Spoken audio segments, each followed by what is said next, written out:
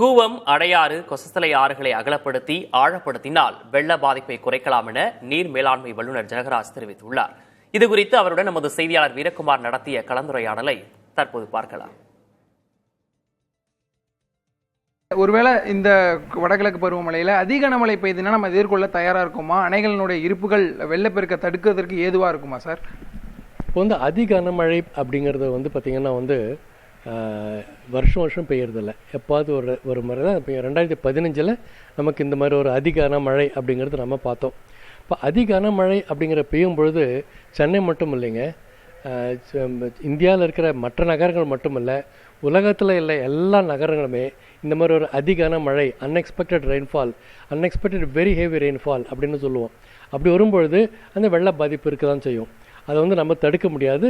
அதை நம்ம ஓரளவுக்கு பாதிப்புகளை நம்மளால் தடுக்க முடியுமே, குறைக்க முடியுமே தவிர கண்டிப்பாக நம்மளால் தடுக்க முடியாது. கூவமாறும் சரி, கொசஸ்தலை ஆறும் சரி, இது எல்லாமே பார்த்திங்கன்னா பாலாரோட லிங்க் ஆகிருக்கு. ஸோ அந்த தண்ணி சென்னைக்கு கொண்டு வருது. அப்புறம் அடையாருக்கும் பாலாரோட லிங்க் இருக்குது. சம்பரம்பாக்கம் ஏரிக்கு அதுலேருந்து வர தண்ணி இதில் வருது. சம்பரம்பாக்கம் ஏரிக்கு பாலாறுலேருந்து தண்ணி வரும். அவங்க இது எல்லாமே இன்டர்லிங்க்டு.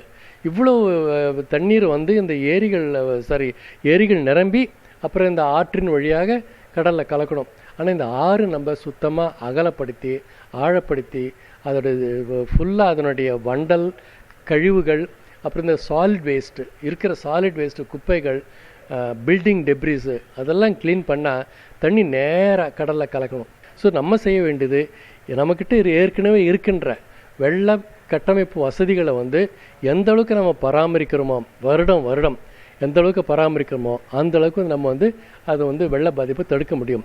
சென்னை மட்டும் இல்லை, தமிழ்நாட்டில் இருக்கக்கூடிய பல அணைகள் நிரம்பி வழியுது. அதை நம்ம பார்த்துட்டு இருக்கிறோம். ஸோ அதுலேருந்து வழியக்கூடிய அந்த மழை நீர், அந்த உபரி நீரை சேமிக்கிறதுக்கு ஏதாவது வழிவகை இருக்கா சார்? தண்ணி கடலில் கலக்கிறது வீண் ஆகுது அப்படின்னு நான் சொல்ல மாட்டேன். ஏன்னா ஃப்ரெஷ் வாட்டர் கடலில் கலக்கணும், அது நல்லது தான். ஆனால் அந்த எந்த அளவுக்கு நம்மளால் இது அதிகமாக சேமிக்க முடியும் அப்படிங்கிறது நம்ம கண்டிப்பாக யோசனை பண்ணணும். Storm water conservation, unit conserve storm water, அதுக்கு என்ன வழி அப்படிங்கிறத நம்ம பார்க்கணும். இந்த வடகிழக்கு மழையில் மழை சேகரிப்பு குறித்தும் பருவமழையில் இந்த நீர் மேலாண்மை குறித்தும் தெளிவாக விளக்கியிருந்தீங்க. நன்றி சார். புதிய தலைமுறைக்காக ஒளிப்பதிவாளர் விஜயுடன் செய்தியாளர் வீரகுமார்.